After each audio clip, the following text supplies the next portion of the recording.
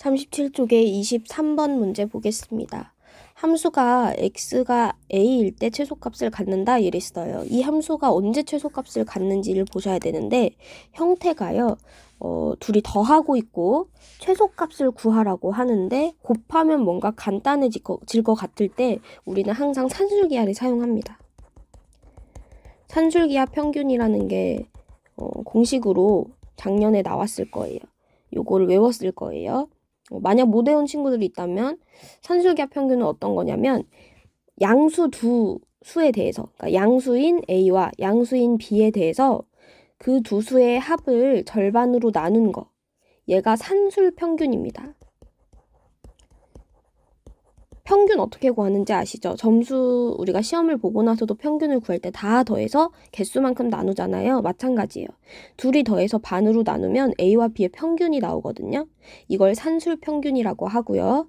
그 다음에 기하 평균이 뭐냐면 두 개를 곱해서 루트를 씌우는 걸 기하 평균이라고 합니다.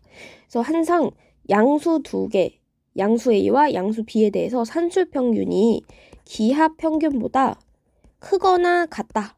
이게 산술기하 평균 공식이에요. 절대 부등식이라고 하죠. 항상 성립하는 부등식이고요. 그래서 아까 말씀드렸던 것처럼 양수 두 개를 더하고 있고 최소값을 구하라고 하면서 곱하면 뭔가 간단해질 것 같다. 그러면 산술기하 평균을 쓰는 문제라고 아시면 됩니다. 그래서 하나 더, 산술기하 평균에서 등호 성립 조건을 보시면요. 얘가 두 값이 언제 같아지냐면 A와 B가 같을 때 등호가 성립합니다. 그러니까 뭐 예를 들어서 2 더하기 3을 반으로 나누면 2분의 5. 그 다음에 2 곱하기 3의 루트를 씌우면 루트 6이죠. 2분의 5랑 루트 6 중에 2분의 5가 항상 커요. 루트 6 중에. 왜냐면 얘는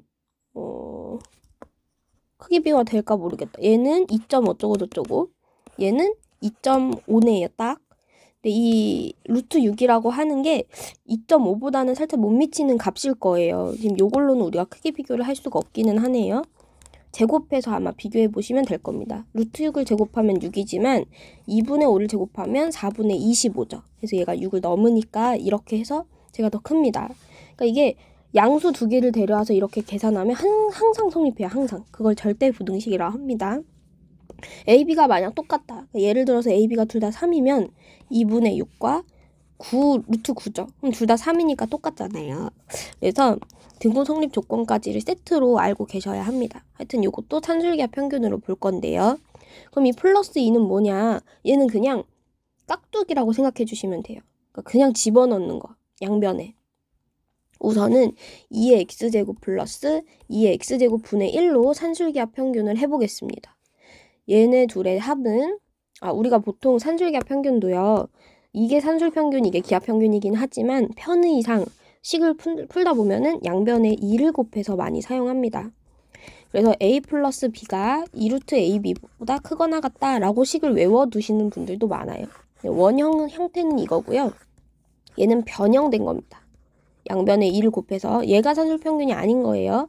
하여튼 산술기하 평균 쓸 때 이 식으로도 많이 사용한다. 이걸로 외워두시면 편할 것 같습니다. 하여튼 그래서 지금 A와 B를 더했습니다. 그럼 얘는 항상 크거나 같아야 되죠. 2루트 둘이 곱한 것보다. 둘이 곱하면 1이잖아요.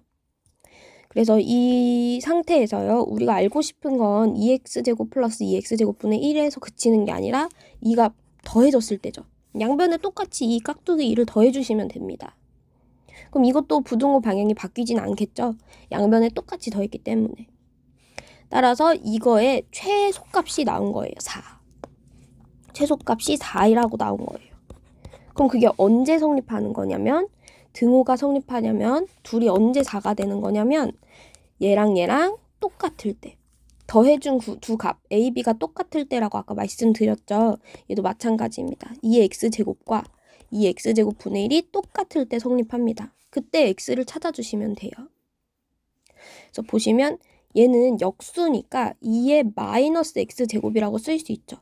역수로 해놓고 x제곱 한다 이렇게 이해하시면 되잖아요. 그러면 얘랑 지금 밑이 같고 지수가 다른 형태인데 등호가 성립돼야 돼요. 그럼 지수도 같은 값이어야 한다. 따라서 x는 0이 나옵니다. 그래서 x가 0이 될 때 최소값 4를 갖기 때문에 정답은 4번입니다. 그 다음 24번 문제 보겠습니다. 함수 fx의 최소값을 구해라. 얘도 마찬가지로 산술기하 평균을 사용하실 거예요. 이 두 개가 아까 지금 위에서 봐서 사실 감이 오시겠지만 얘네 두 개를 더했을 때 최소값을 구하고 그때 성립하는 x값을 찾으면 0이 나오잖아요. 그래서 얘가 최소가 되는 x값, 얘가 최소가 되는 x값이 다 0일 거다라고 추측이 가능한데 위에 걸 풀지 않고 얘를 그냥 보면은 그렇게 접근하기는 좀 어렵거든요. 그래서 요거는 이 위에 거 안 풀고 그냥 얘를 딱 시험지에서 만났다라고 가정하고 문제를 풀겠습니다. 위에 거 신경 쓰지 말고 한번 들어보세요. 얘가 어떻게 보면 반복되고 있는 거예요. 얘를 뭔가 계산을 했을 때 이런 모습의 형태가 나올 수 있거든요. 그래서 이걸 통째로 t라고 치환합니다. 통째로 t라고 치환하시면 이 값은 2의 x제곱 플러스 2의 마이너스 x제곱을 제곱해서 2를 뺀 거예요. 곱셈 공식을 왜 암기시켰냐면 이런 것 때문입니다. 얘가 2의 x제곱 플러스 2의 x제곱 분의 1이죠. 우리 a 플러스 a분의 1의 제곱은 a제곱 플러스 a제곱분의 1 플러스 2잖아요. 전개하면. 그러면 4x제곱 플러스 4x제곱 분의 1의 형태는 이걸 제곱한 데서 그치는 게 아니라 이 2를 없애줘야 된다고요. 그래서 곱셈 공식 외운 걸 떠올리시면서 얘는 t제곱을 2를 뺀 거다. 이렇게 이해해 주시면 됩니다. 둘이 역수 관계이기 때문에요. 전체 제곱하시면 2가 생겨요. 그래서 그 2를 없애주는 거고요. 그러면 우리가 얘를 치환했기 때문에 이 치환한 문자에 대한 범위가 제한이 되겠죠. 얘를 t라고 뒀기 때문에 이 t는 하고 써보시면 아까 말씀드렸듯이 얘의 범위를 찾아야 돼요. 최소값일 때는 더 확실하겠지만 일단 범위다. 범위를 찾아야 되고 곱했을 때 간단해질 것 같고 양수 두 개를 더하고 있다. 그럼 산술기하 평균 사용하셔야 됩니다. 무조건. 그래서 얘는 항상 크거나 같습니다. 이 루트 둘이 곱한 것보다.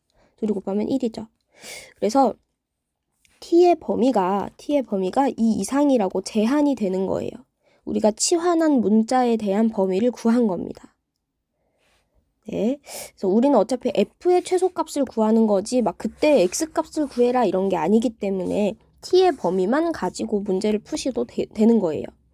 그럼 이제 함수 f는 어떻게 되는 거냐면 fx라고 쓸 수는 없어요. x가 사라졌으니까.